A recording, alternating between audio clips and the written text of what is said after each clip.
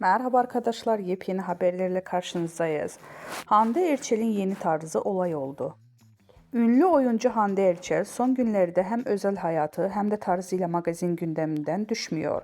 Hakan Sabancı ile yaşadığı ayrılığın ardından yeniden objektiflerin karşısına çıkan Erçel, yüzü olduğu markanın düzenlediği özel davette ev sahipliği yaptı. Ancak bu kez dikkatleri üzerine çeken şey kıyafeti oldu. Hande Erçel'in daveti için tercih ettiği sade ama iddialı kombin kısa sürede sosyal medyada gündem yarattı. Takipçileri Erçel'in tarzı 2 yıl önce Serena Sarıkaya'nın giydiği kombine benzetti. Kimi kullanıcılar ilham almak normal derken kimileri tam kopyalamış ifadelerini kullandı. İki ünlünün ismi stil benzerliği magazin sayfasında da geniş yankı bulundu.